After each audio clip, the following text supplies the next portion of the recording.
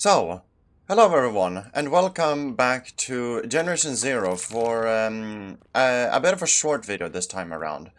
I just wanted to say, for some clarification, um, I tried to record Sons of the Forest. I recorded for 50 minutes, but the issue is that I was having such issues with like lag spikes and just like the game kind of screwing me over.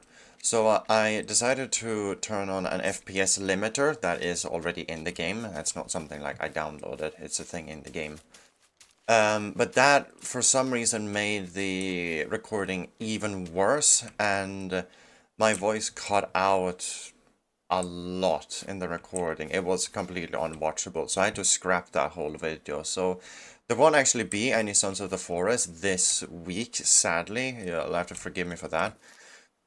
So what I tried to do instead for today's video is help some newer players along by showing what I feel is some really nice areas to go to for a really good start to Generation Zero in terms of weapons. So here is the first spot.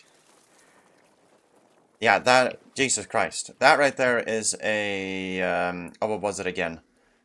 Dark Souls reference. It is here on the map, just by Saltam, so very, very close to the beginning of the game, where you can get an Elias Stutzera hunting rifle very early on, which could significantly help against some of the hunters that you can come across in this area. I feel that that helps, that this could help a lot. Obviously, you do only get a 4-round magazine with this thing.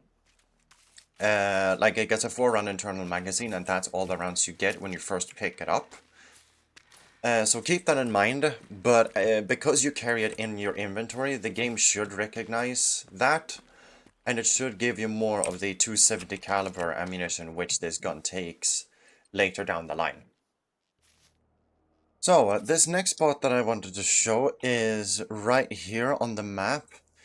Segersta Skogen camp on top of this hill, very close to Salthamn and Saltholmen military base. It'll look like this when you come to it, defended by a few machines, including one hunter, so do be careful. You do have a weapon box right here, which could contain something useful. Of course, for me, my bad luck, nothing of interest.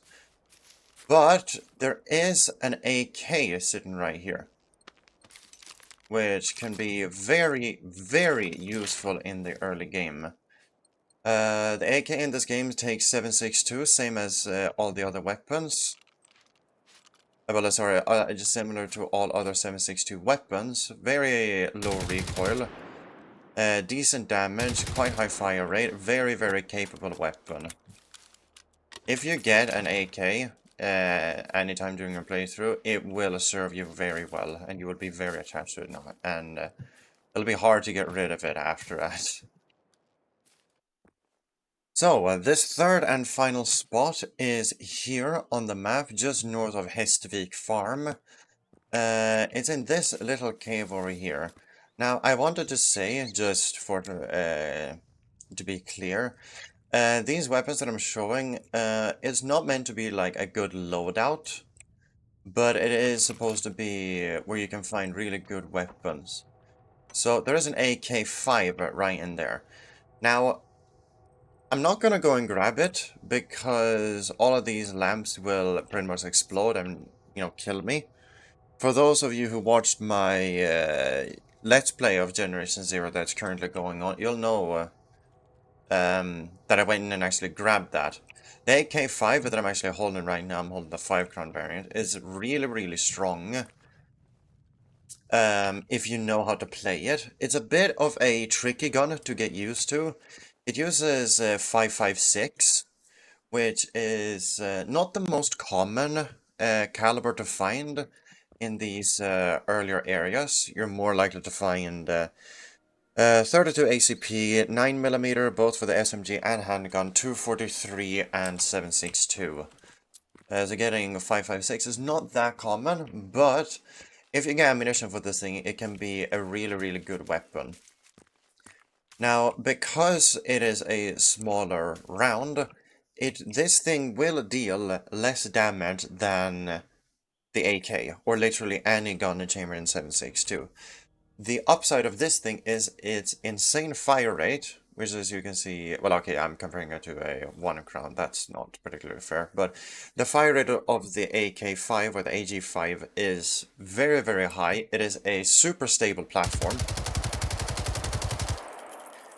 Now, I want you to keep in mind that that recoil that you saw right there is with the oversized magazine augment that I have, which increases the recoil. This increases the recoil. And you see how stable it is. This is a very, very good weapon for shooting off weapons or destroying components on machines. For dealing damage against armor, I would not suggest using an AK-5, ever. No matter how skilled you are, I don't suggest doing it, because the AK-5 just deals no damage to armor. But that just about does it. I hope this short little video helps and is at least suffice. Yet again, sorry for just having to like scramble this within like 5 minutes. But that's how it goes sometimes. The recording messed up and yeah, I had to make do with what I had. But hopefully it helps, and I'll see you all on Friday. Take care, all of you. Bye-bye.